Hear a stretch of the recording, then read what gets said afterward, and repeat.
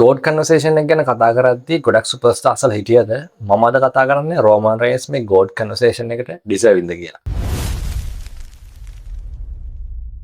Roman rains එහෙම නැත්නම් the tribal chief එහෙම නැත්නම් the head of the table Covid era එකේ ඉඳන් රැස්ල්මේනියා මේන් ඉවෙන්ට්ස් වල වෙනකම්ම and modern era එකේ longest title run එක තිබ්බ සුපර්ස්ටාර් කෙනෙක් තමයි රෝමන් රේන්ස් කියන්නේ. 2022 එහෙම නැත්නම් කොවිඩ් කාලේදී fans ලා හිටියේ නෑ arenas empty and business එකක් විදිහට WWE ලා struggle කරපු කාලයක්. ඊට පස්සේ රෝමන් රේන්ස් රිටර්න් වෙනවා heel turn එකක් ගන්නවා the tribal chief වෙනවා. දැන් WWE ට ස්ටෝරි ලයින් එකක් බිල්ඩ් කරන්න පුළුවන් මේක වටේ. and හොඳ ආගියුමන්ට් එකක් කරන්න පුළුවන් කොවිඩ් කාලේදී රෝමන් රේන්ස් නැතුව අපිට WWE බලන්න පුළුවන්කමක් තිබ්බද කියලා. බ්ලඩ් ලයින් ස්ටෝරි ලයින් එක ගත්තොත් මේක මාසෙන් දෙකකින් ඉවර වෙච්ච ස්ටෝරි ලයින් එකක් නෙමෙයි. මේ ස්ටෝරි ලයින් එකේ කොටස් තාමත් අපිට බලා ගන්න පුළුවන් WWE බලනවා.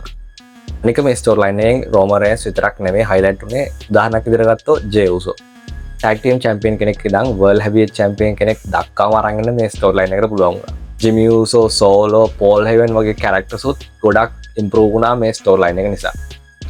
අනික bloodline ස්ටෝරි ලයින් එක වගේ ස්ටෝරි ලයින් එක professional wrestling වල normal දෙයක් නෙවෙයි.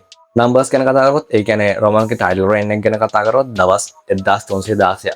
modern era වල දිගම title reign එක and all time මම හිතන්නේ දෙවෙනි එකට දිගම title run එක. පළවෙනිට වෙන්නේ Bruno Sammartino මම කියන්නේ දවස් 2800 ගාන. ඉතින් අන්ඩර්ස්පිරිට් චැම්පියන්ෂිප් එකට වෙනම වැලියු එකක් දෙන්න රෝමන් රේන්ස්ට පුළුවන් වුණා.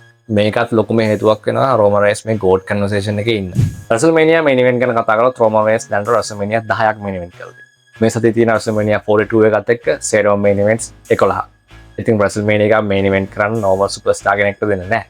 ඒ කියන්නේ රෝමන් තාමත් face of the company කියලා කන්සිඩර් කරන නිසා තමයි මේ සැරේත් රැසල්මේනියා එක මේන් ඉවෙන්ට් කරන්නේ.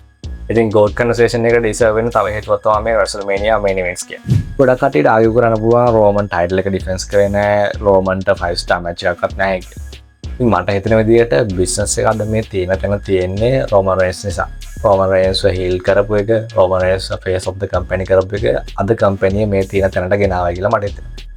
ඉතින් මම හිතනවා modern era එකේ greatest of all time කියන්නේ රෝමන් රේන්ස් කියලා. ඉතින් ඔයගොල්ලෝ මොකද හිතන්නේ? රෝමන් රේන්ස් ඇත්තටම මේ ගෝඩ් කන්වර්සේෂන් එකට ඩිසර්ව්ද?